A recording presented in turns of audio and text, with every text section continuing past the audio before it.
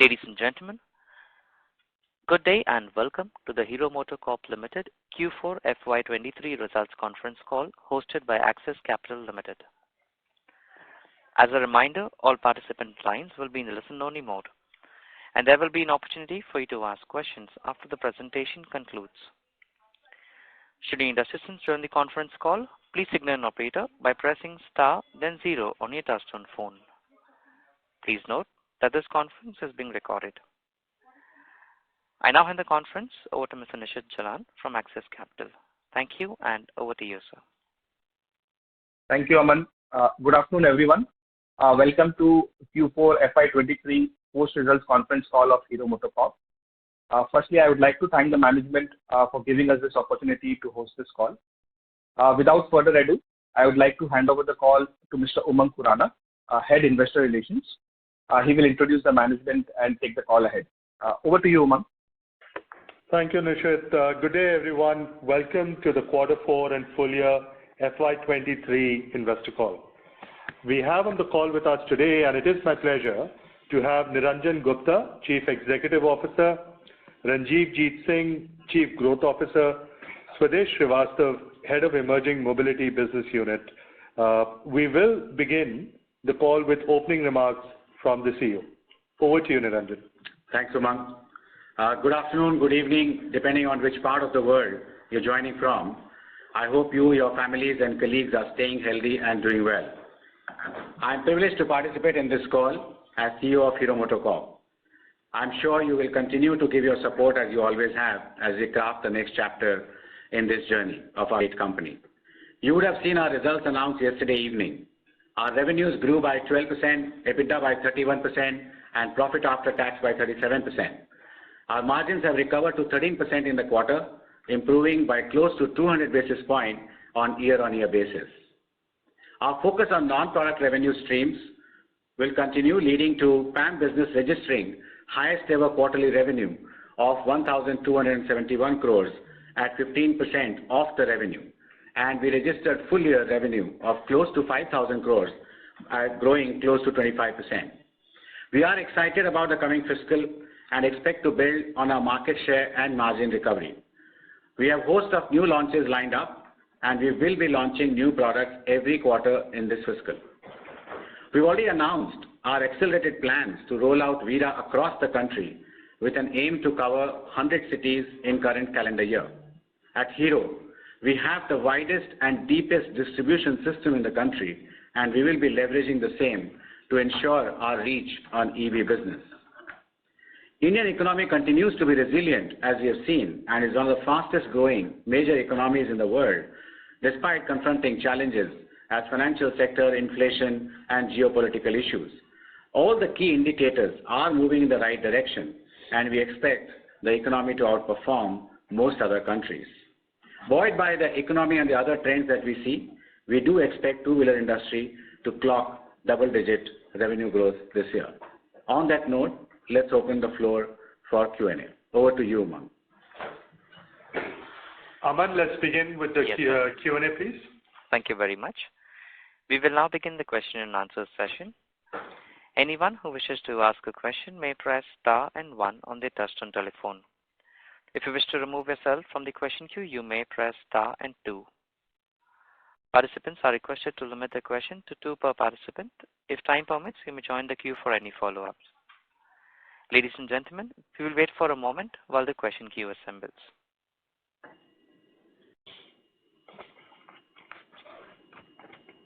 The first question is on the line of Gunjan Prithyani from Bank of America. Please go ahead. Hi, thanks team for taking my questions, and congratulations Ranjan on your new role. So firstly, could you just, talk us through what's really been happening in terms of underlying trends, rural versus urban? How did recent festive Navratra go, entry versus mid? Some color on what's really been happening on the underlying retail demand. And it does seem, going by, FADA comments, that the channel is a bit understocked. So could you also talk, indicate as to where our channel inventory is and what's the thought process on restocking? Thanks, Gunjan, and thanks for the wishes. As far as underlying trend is concerned, what we have seen is you have seen the overall double-digit growth happening in the two-wheeler sector in fiscal year 23. We expect the trend to continue. Of course, premium is growing much faster than the commuter, but we do expect commuter sector also to come back. The initial sense of the recovery is good in terms of the rural as well, and we do expect the government's plans on the capex spending and the actual capexes to actually come into results as far as employment and income, and accordingly the spends are concerned on the rural sector. Let me just hand it over to Ranjeev Ji to elaborate on this further on the underlying trends. Sure. So firstly, it's really good to see the industry bounce back to growth. The overall two-wheeler industry has had a good growth, and in quarter 4, we grew faster than the industry. We grew 3% market share quarter on quarter and over 2% year on year. So that was good. Overall, our share in motorcycles was 51%. So that was an excellent recovery that we've had. And we had also talked about in terms of segments, 125cc. We have increased our market share in Q4 to 22%, which was earlier around 14%. So it's a great bounce that we've had now. I'll talk a little bit maybe later on in terms of the underlying reasons for that. In entry, again, we've had a good improvement in our market shares.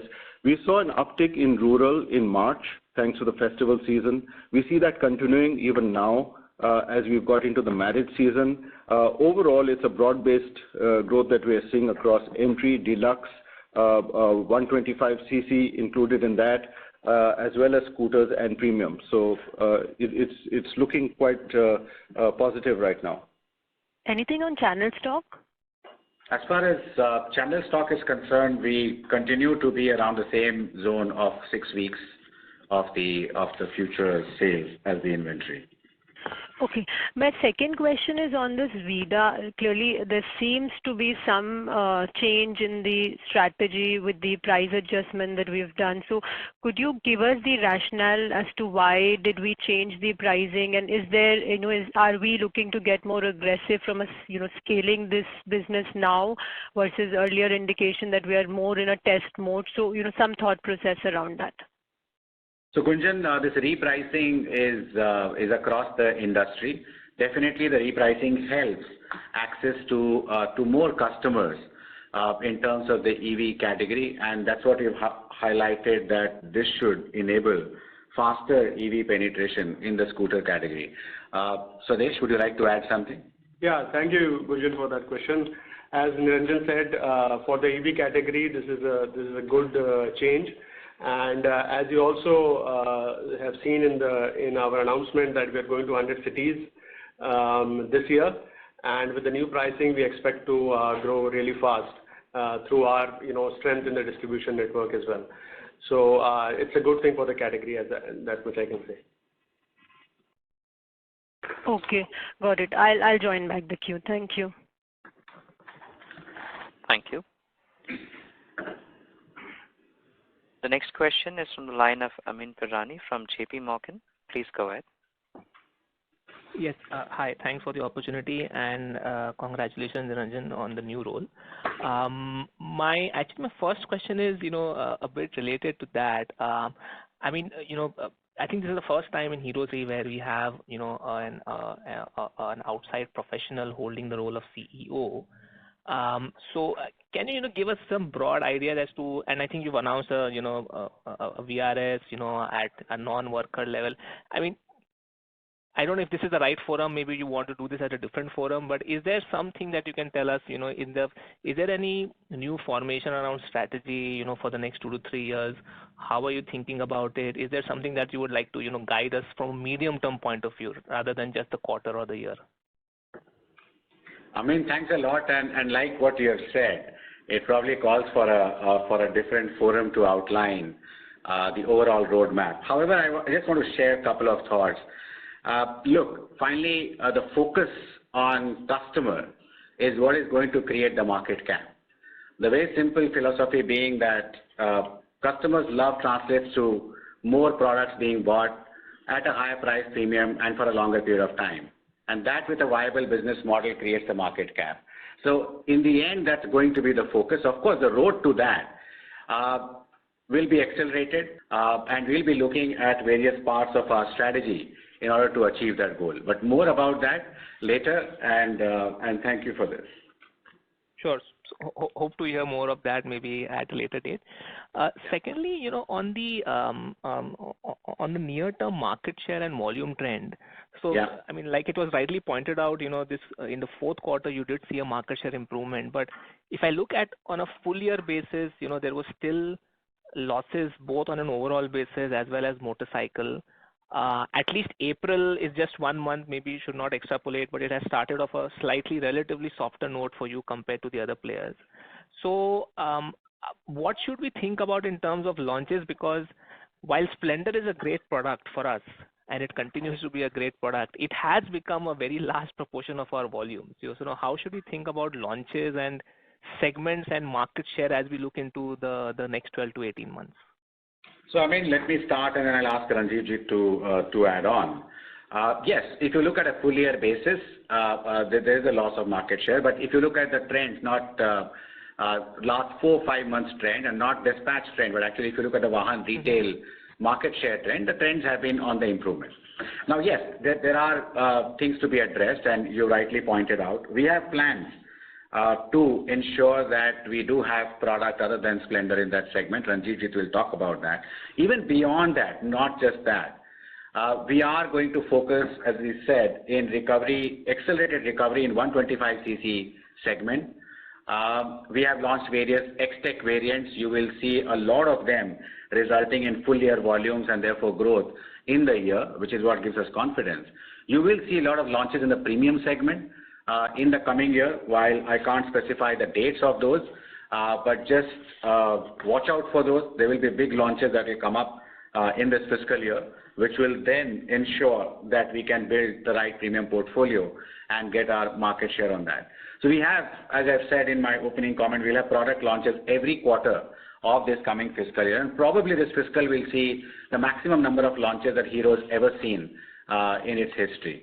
So that's what, but watch out the space. I'm sure we are excited, and when you come to know the details, you will be excited as well. Let me just hand it over to Ranjivjit to talk about how we are going to flank Splendor and the plans for that. Yeah, so let me just start with the entry-level HF Deluxe. We continue to add value to this beautiful product. We've introduced the canvas, and we've added features like tubeless tires and the USB charger. Customers are loving it, and that's also become a brand of choice and a product of choice in rural markets as well as in urban, semi-urban markets. So we're seeing a lot of great traction coming back into HF. Then if you flank further over Splendor, the Super Splendor X-Tech, again some great features you've brought in like LED headlamps, Bluetooth, USB, digital speedometer. Customers are loving it. It's off to a really flying start in Uttar Pradesh, Bihar, West Bengal, and the marriage markets are taking it up very, very well. If you then move to Zoom, which is our scooter, which has industry first and segment first features like the corner bending lights, as well as wider, bigger tire, and it has the fastest acceleration. That's something that we've been really surprised by the demand for it. We have ramped up our supplies. We are on to a better level now. We've added market share already in the 110cc segment, and as we improve our supplies, which have already happened, we will see a dramatic improvement in that segment as well. If you then look at flanking Splendor, we're working on something for a launch within this quarter, and a brand which is really one which is most loved, one of the highest selling, the Passion Plus is something that we will see a lot of excitement around soon. And I'm sure everyone will get excited by the volumes that will get in. So, and then like Niranjan said, we have a pipeline, a very, very exciting pipeline. We will have more news to share with you as we go along, but literally FY24 is going to be a great year. Great. Look forward to it, and I'll come back in the queue. Thank you. Thank you. Before we take the next question, I'd like to remind the participants to please limit your question to 2 per participant. If time permits, you may join the queue for any follow-ups. Also, if you wish to ask a question, you may please press star and 1 at this time. The next question is from the line of Chandramouli Muthiah from Goldman Sachs. Please go ahead. Hi, good afternoon, and thank you for taking my questions. And congrats, Niranjan, on your additional responsibilities. My first question is on pricing. We have been disciplined in passing on price hikes to consumers over the past 18 months.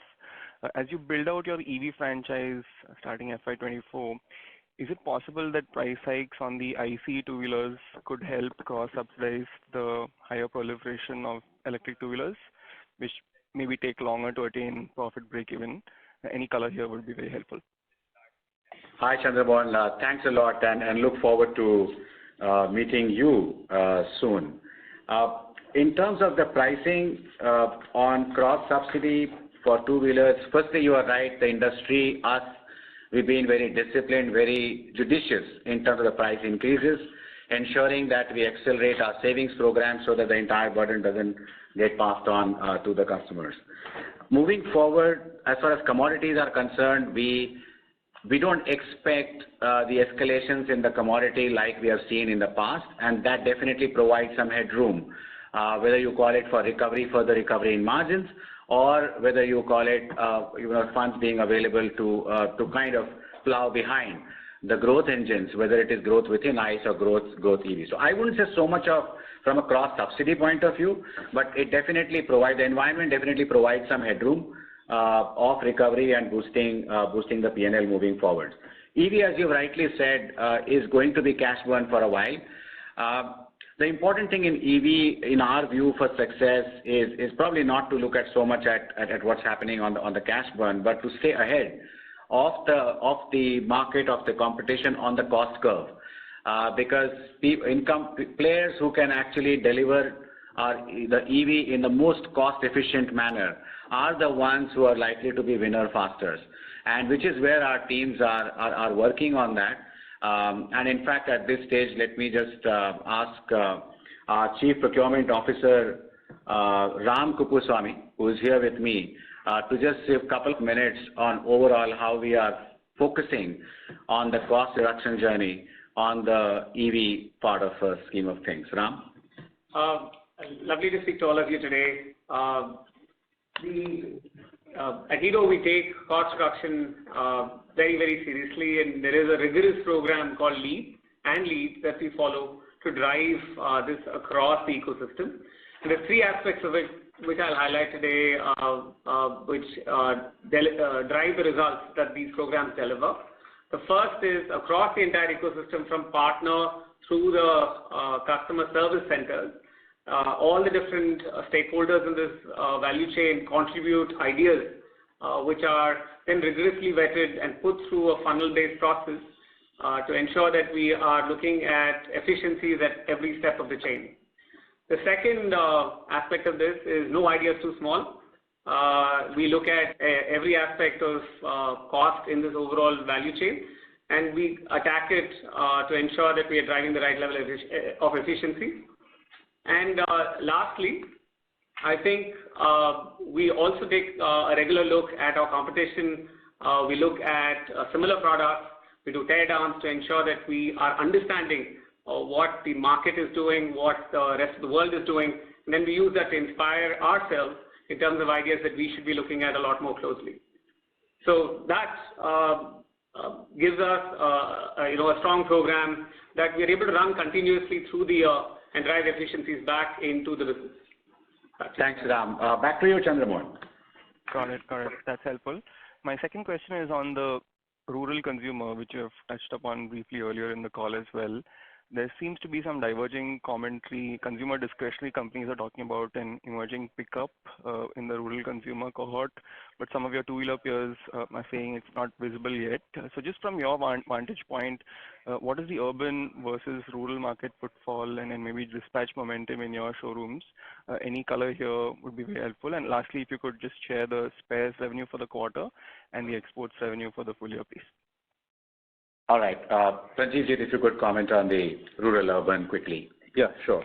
So, we've seen this little bit of a sinusoidal kind of a curve on rural-urban. What I said earlier is that in March we saw with all the festivals, the Pongal, Ugadi, Padwa, the demand really went up in rural, and it would be a mixed bag. I can understand for the industry because people at this time are careful with their money. They will go with brands that they trust. There are brands that have a customer service which is really deeply rooted, such as ours.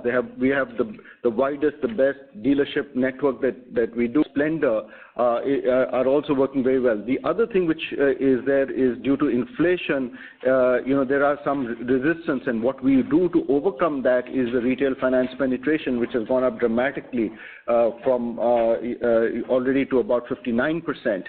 So there are steps that we have taken to make that very simple and easy for our customers to buy. And when it comes to the uptake in terms of marriages or festivals, we definitely see an upswing there. So the underlying growth, it was not only March, we also see that now in April and May, and the marriage season will continue in June. With the effect of the harvesting, the rains, everything, we still think it's going to be a well-balanced growth that we will see. And Chandramohan, on the parts revenue of our PAM business that you talked about, for the quarter, as I mentioned, we did 1271 crores, which just in the previous quarter, quarter 3 was around 1250, but year-on-year basis, if you look at it, was 1151 crores for the quarter 4 FY22, and full year was 4,835 versus 3934, which is a growth of around 23%. As far as the global business revenues are concerned, we delivered 1150 crores revenue for the fiscal year 23. Got it. Thank you very much, and all the best. Thanks, everyone.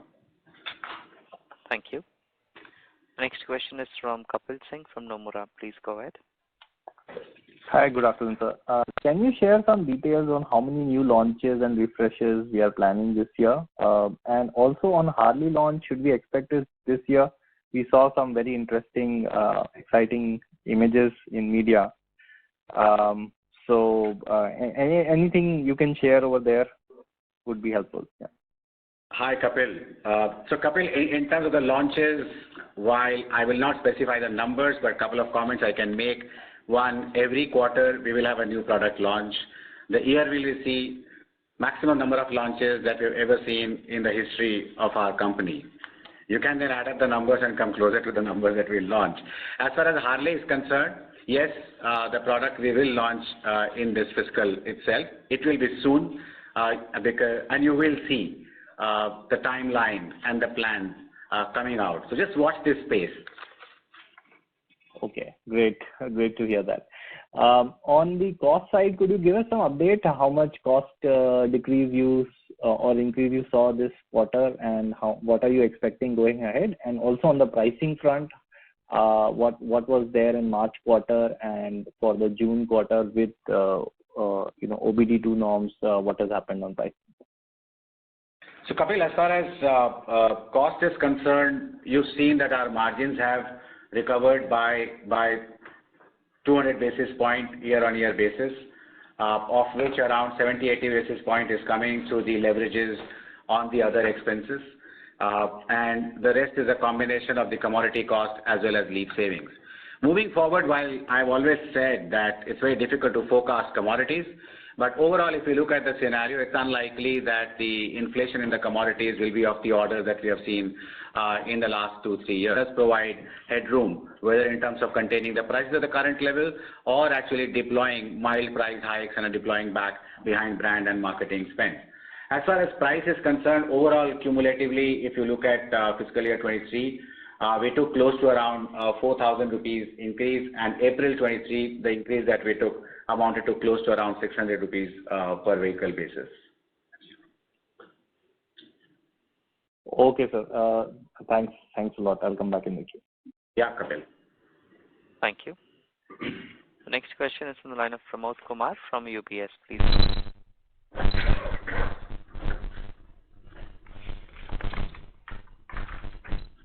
Pramod, your line is unmuted. Please proceed with the question.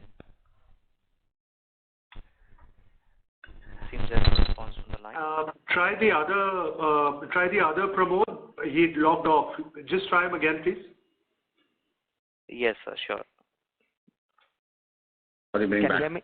Yeah, can you hear me now? Yes, we can hear you from line 2, sir. Yes. Yeah, great. Thanks a lot, and apologies for the confusion. And Niranjan, congratulations, and I think another set of congratulations for the result as well. So my first question, Niranjan, is on the 125cc side, because you did say that 4Q you have seen some market share gains kind of coming back, but we are still a long way off from where we used to be in terms of the market share, like closer to 50% a couple of years back. So if you can help us understand on 125cc A, and then the scooter segment, as to what are the kind of numbers or targets which you will be happy with, or kind of market share gains which you will be happy with. So it kind of gives us a visibility on the runway for these brands making a comeback. That will be the first question. Thanks, Pramod. As far as 125cc is concerned, absolutely right you are, that our path to recovery will not stop here. We need to get back to work. And actually, we see that as an opportunity, overlaying on where we are today, that's the roadmap that we have in the recovery. And you will see backed up by a lot of actions over the next couple of years to actually get back to the shares that we were. As far as scooter is concerned, we are, as you know, scooter, there is an EV penetration also that's happening faster. And therefore, the way we are looking at the scooters is on a combined portfolio basis, which is not just the scooter on the ICE, but the scooter on EV as well. Because that's the best way to look at the scooter on EV. Clearly, you've seen our plans, which we outlined, that the initial 3-4 months were more of a setup, and now it will be more of a scale-up, which is where we have said that we'll go to 100 cities plus, leveraging our own distribution system. Let me now hand over to Ranjivjit to just talk a bit more about the 125cc, the actions that we have taken, and how we are confident of recovering market share moving forward over the next 2 years back to our highest ever that was. Yeah. So Glamour X-Tech is on an upward trend with the campaign that we have with Ramcharan. The consumers are really loving the X-Tech features, the LED headlamp, the styling, all of that is working very, very well. We also have the Super Splendor X-Tech, which has got off to a really great start. We will have more action in this segment as we go along, but and what we see is going to be broad base across the nation, across the country, that we will see the recoveries happening, and we are looking at building up the momentum as we go along month on month for the 125cc. So that's something I wanted to just put out there. Absolutely. And Pramod, let me also now call upon Ms. Reema Jain, who's our Chief Information and Digital Officer, to talk just a couple of minutes, because you talked about 125cc. Not only that, but we have a lot of connected features that we are bringing in our product on our path to the entire digitization, not just of processes, but of the products as well, which gives us the confidence to ensure that our recovery path on the market shares and refreshment of the products is stronger. Over to you, Reema, to talk about how we are building all these connected things in the product processes and digitization, ma'am. So, hello everyone. Nice to talk to all of you. So as we're bringing a new set of our bikes, all of them are most of them are coming with connected features. And what we mean by connected features is there is a new experiences which we are creating for our users, so that they can interact with the bike much more effectively. And that, they can really, the bike, they can use that as more of a smartphone on the wheels. And that's something which we are seeing that our customers are loving. We are seeing the highest number of install ever for our app, which is our Hero app. And there is a great amount of, overall active users on a daily basis on our app. So that's something which we're really seeing a great interaction from the customers. Thanks, Reema. And what happens, Pramod, is that we continue to talk about products, but all these connected features that come on the products, whether it is on ICE or, of course, EV far more, allows us in future to not just focus on getting revenues on the product, but actually monetization of all these services that you overlay on these, including the one app, especially given the huge customer base of 110 million that we have. Hope that answers your question, Pramod. Yes, Niranjan. And the second question, Niranjan, is on the your approach as a leader of the organization now, as to how do you see when you look at the next 5 years for the organization, what are the things which are like the key priority for us, right? Because we've seen market share loss, we've seen margin erosion, we've seen some segments where Hero could have done much better as a franchise, right? So given all that and the electrification, which is a parallel run, a pretty disruptive one, what are the priorities for you? As in, is it volumes or success in some segments, and how do you see margins in that context? Because EV ramp up is definitely can't be accretive for the near term. So how should one, or rather, how would you look at this from your vantage point, Niranjan? Interesting question, Pramod. And as I said to Kapil as well, that it does require a separate, specific forum to outline so that we can share thoughts, exchange inputs, and then you can get more view on our longer-term refreshed strategy as well, which is work in progress. Having said that, let me just again share a couple of more thoughts on this. You talked about margins. We have seen the margins are on the path to recovery. And we've been very sensible about deploying the price increases versus the margin recovery in terms of ensuring that there is a top line, bottom line, because eventually it's about profitable growth. It's not about one or the second, which is, it will neither be about volume or this one. I mean, you got to breathe, you got to walk, you got to work, you got to sleep. So all of this, it's about how do you balance these factors in terms to ensure that your profitable growth journey as you move forward.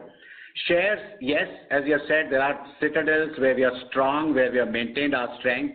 There were segments that we had lost shares some couple of years back. We have actually strongly defended those, and that you have seen.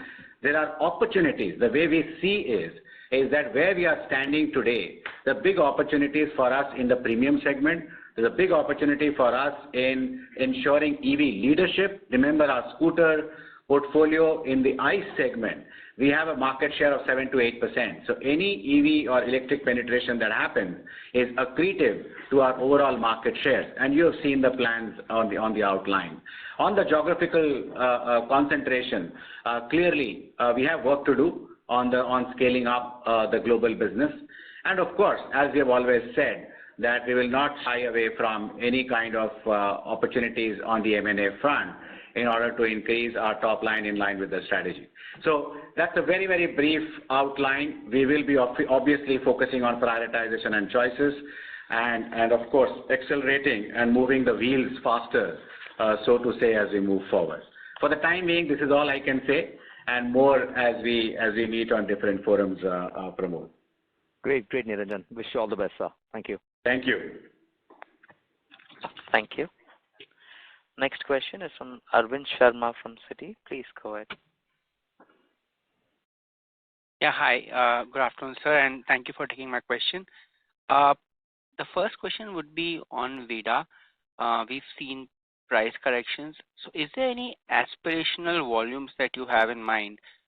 It could be break even. It could be your, the first milestone for VIDA.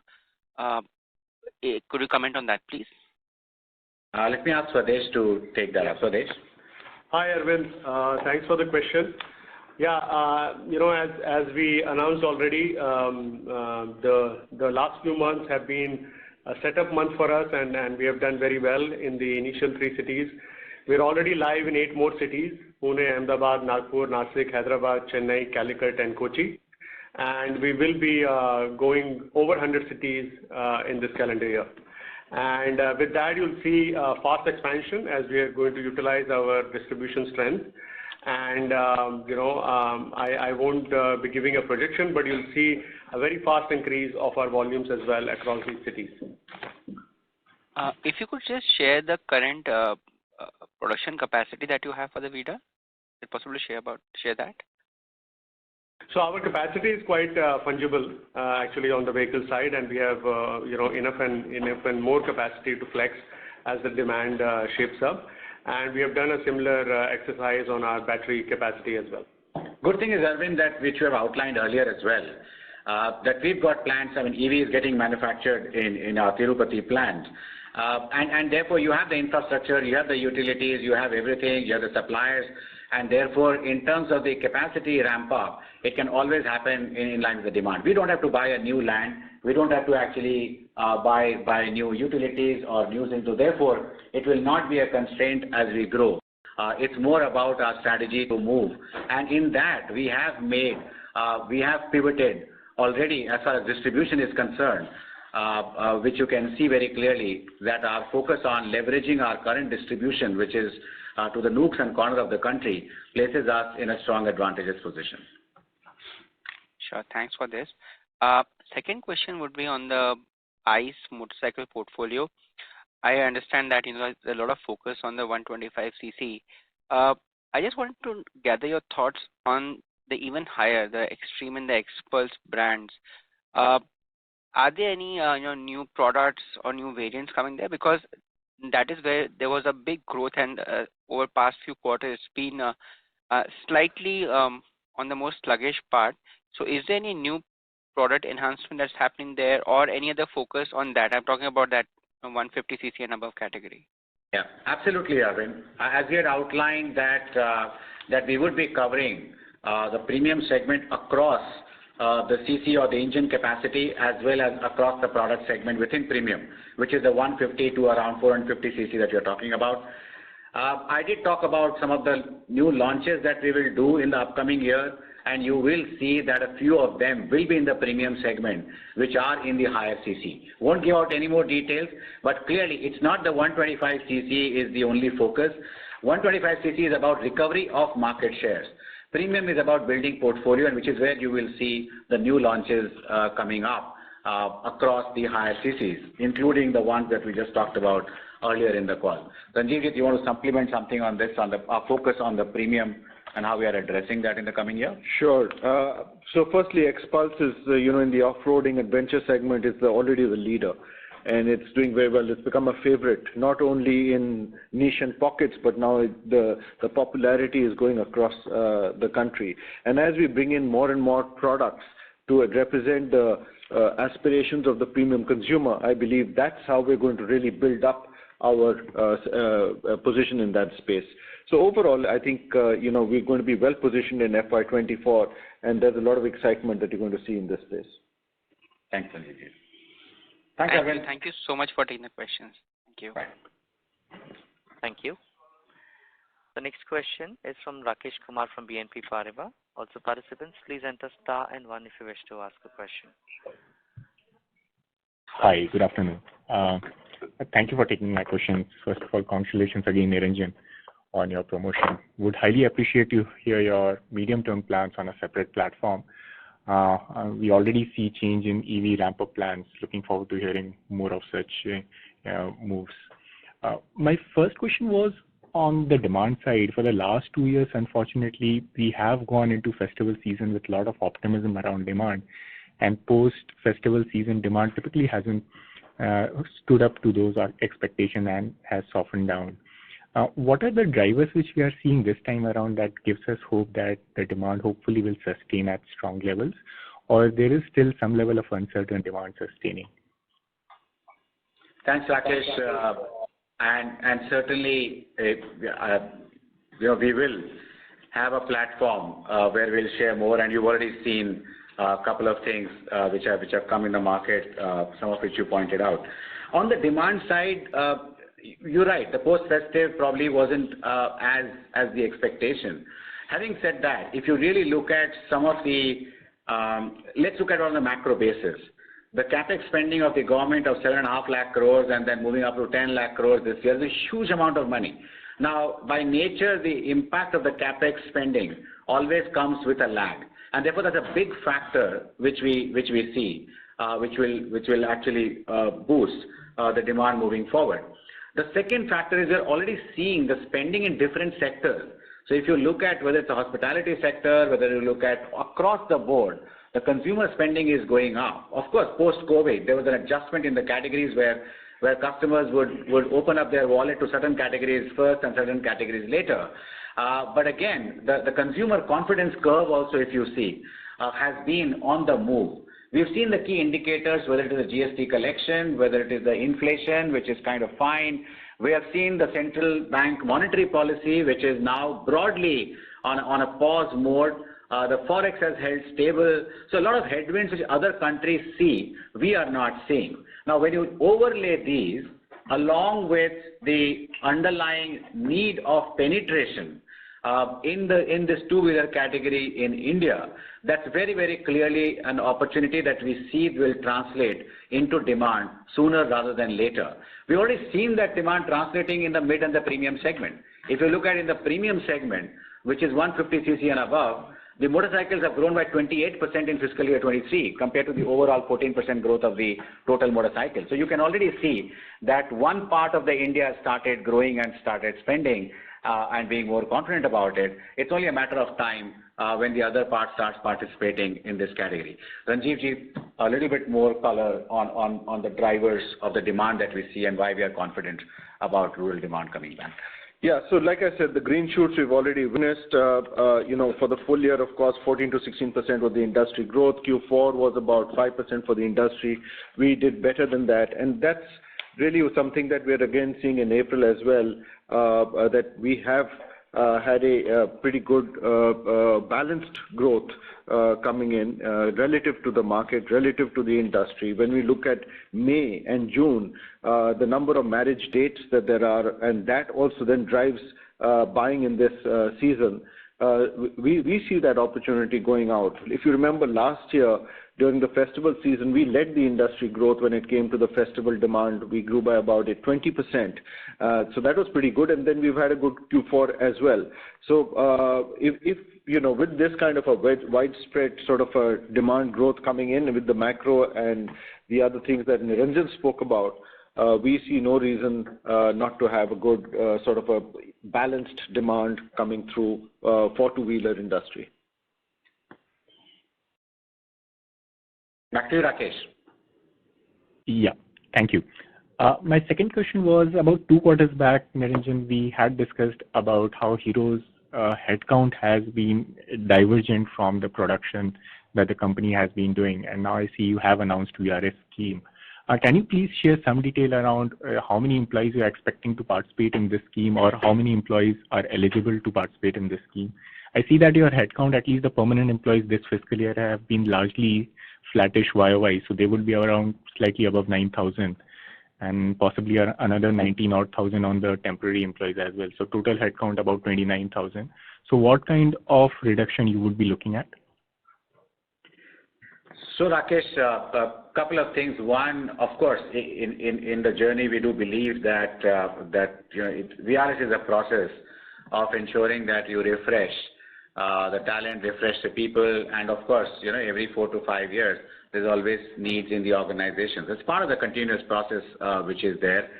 The second thing is that the current VRS was focused on the staff, where the headcount overall average around out of the permanent, which you talked about 9,000, it's around 4,500, the staff cadre. So this was focused on the staff cadre, not on the worker cadre, and which is where we are focused on. Quantification we will give in the upcoming quarter results and not right away, but can safely say that whatever the overall we would have expected as a churn, the scheme has resulted in that. So sufficient to say that, and therefore we continue to focus on not just the cost aspect of the manpower. It's about the entire capability, it's about the talent, it's about succession planning, it's about diversity and inclusion. So on the manpower front, cost is just one simple item. I mean, eventually, it's about the productivity, and productivity is not just cost as a percentage of revenue. Productivity is about the composition of the manpower, the right org structure, the right people in right places, capabilities that you have, the org structures the multiple things that go into that, and we are focused on all those drivers to ensure our people productivity at the highest level. Thanks a lot, Niranjan, to answer that. I'll fall back. Thank you. The next question is on the line of Nitish Mangal from Jefferies. Please go ahead. Hi, good afternoon. Heartiest congratulations to you, Niranjan, and my best wishes. Nitish, request you use the handset, please. You're not very clear. Hello? I'm able to hear Nitish. Nitish, go ahead. Nitish, go ahead, please. Okay. Firstly, heartiest congratulations to you, Niranjan, and my best wishes. I would like to hear your thoughts on the competitive intensity in two-wheelers. On one side, we're seeing companies reporting their highest ever profitability per vehicle. But then on the other hand, we have instances of companies bringing down their brands to lower CC categories, like the recent launch in the 100cc category by a competition. How do you see this evolving, and especially on the 100cc category side? And also, do you think there is a risk of a price discipline breaking at some stage if this continues? Thanks, Nitish. Looking forward to more discussions. As far as price discipline, profitability, like you rightly highlighted, that's been pretty good. We actually delivered, if I am right, the highest EBITDA per vehicle in this quarter. Probably I should have highlighted in my opening comments, but thanks for picking that up. In terms of the competitive intensity, I would say, look, it's not like, it's a departure or a new feature. I think wherever any player finds a space or an opportunity to improve or to grow as a growth driver, this will continue to happen. We've seen that in entry segment over the last 4-5 years, and I'm not going to explain, we all know that. And therefore it plays out that and it's fine. I think eventually competition, what I see is extremely good for the customers. It's also good for the industry because it challenges the industry to do more innovations, to do better, to deliver more value to the customer. And eventually it's not about just taking the slice of the cake from each other. I think the focus of the industry has to be on expanding the size of the pie rather than picking cake from one another. And I think to that extent, the more competition, the more competitive intensity drives innovation and more value. Price discipline breaking down, I don't see that because more and more we have seen, at least the last 6 years that I've been, we've seen enough instances that in the two-wheeler, in this industry to win, you have to compete on the product and not on the price. Understood. And also if I understand this, it also suggests you don't necessarily think you need to do anything specific in the 100cc category for this new product that has come in. So Nitish, while we'll not lay out the plans, but these are always continuous actions that we take, where we look at mapping out what's happening on that space, competition space, and how do we flank our products. So it's never about that, you got to take one product and say that on that product launch, how do we counter that? It's about our own strategy of actually segment-wise, that there's a customer need which is there. How do we fulfill the customer needs better than anyone else can? And that focus will continue. And that's where we will continue. But it's never a product against a product because it's not about one product getting launched and then we react to that, Nitish, but it's about a continuous process of as I said, to win in the segment. And Ranjit has already talked about the Passion Plus, which is one such thing. Again, it's been on the pipeline, so it's not a reaction or a response to any of the new launches. This is an example that we'll continue to look at all of these spaces, Nitish. Okay, got it. Thank you very much and all the best. Thank you, Nitish. Thank you. The next question is from the line of Mumkush Mandlesha from Anand Rathi. Please go ahead. Thank you so much for the opportunity, sir. And Niranjan, sir, congratulations on the new role. Sir, my question on the gross margin improvement which we saw this quarter, can you talk about the factors driving that margin and quantify the impact of the price hike and the better mix? And also, sir, was there any impact of a yen in this quarter, sir? So, Mumkush, I'll probably comment more on the EBITDA margins like what I did earlier. And we see around close to 200 basis point improvement year-on-year basis, of which around 80 basis point you can see the leverage coming from other expenses as a percentage revenue. And of course, when you look at the rest of the part, there is a mix which is PAM is contributing, there's commodity cost commodity cost reduction which is there, and there's LEAP savings as well, which is forming part of that. So these are the combinations, and of course, I'm sure offline, if you connect with Umang, he'll be able to share more details. But on a high level picture, they are the key drivers which are there in the numbers. Sure, sir. And also, can you talk about some of the sales promotion or incentives planned to grow the volume in executive premium scooter segments? How would you plan to support those segments, sir? So as far as that is concerned, look, we have our continuous programs on our marketing and sales side, which is based on the launches, and clearly the new launches, like every year, are the focus that we'll get in terms of the go-to-market strategy and the spending. But we won't be able to outline the details of the schemes. But rest assured that we will leave no stone unturned to back these launches to their success path. Thank you so much for the opportunity. Thank you. Next question is from the line of Jyoti Singh from Arihant Capital. Please go ahead. Yeah, thank you for the opportunity. So first question mine was on VRS, which sir already answered. And second question on the margin and revenue front. So sir, I just want your guidance going forward, what we are expecting. Jyoti, thanks for the question. As you know, we do not provide any short-term guidance. Our longer-term guidance of being in the tram line of between 14 to 16% on the margin, that tram line still remains, and we've reiterated that tram line even when we got down to 11% margin, and you see it getting recovered to get into that tram line once again. So that remains. From a portfolio perspective, our portfolio moving forward, if you look at medium term, one shouldn't look at 1 quarter or 2 quarter. Clearly, as you move forward on more premium, underlying the portfolio should be more margin accretive.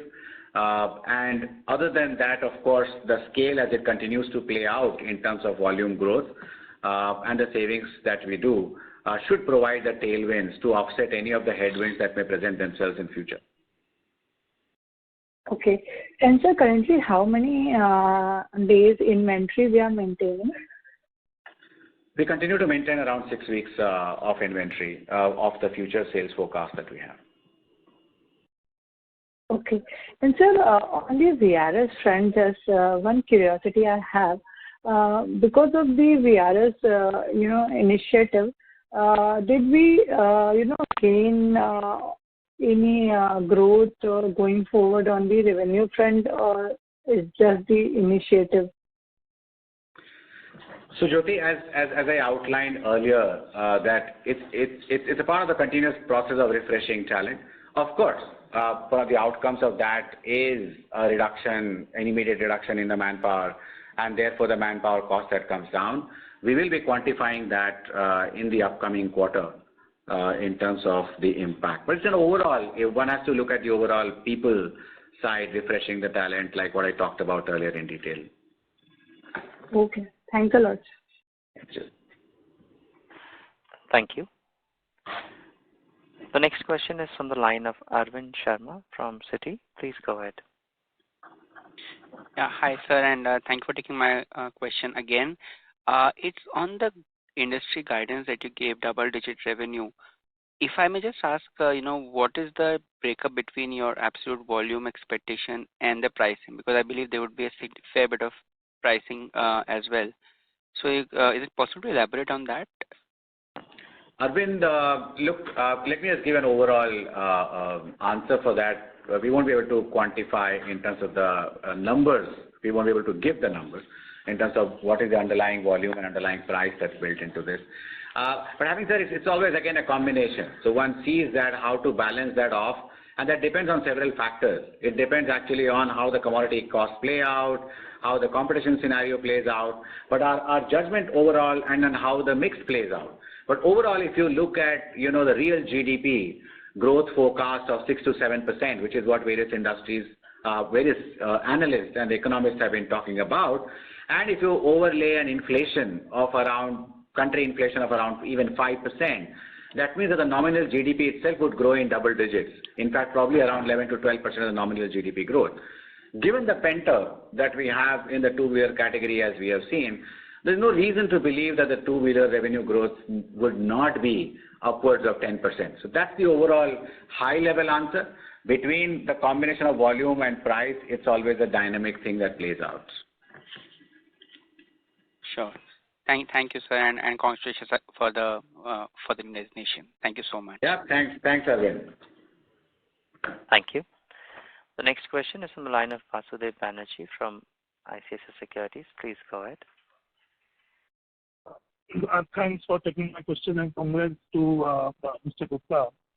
Sir, a very ballpark question, sir, like if I look at the business triggers now, where one is expecting inclusive growth beyond just the premium bikes, but also rural inclusive growth, exports bottoming out, margin drivers coming back in place, EV scaling up.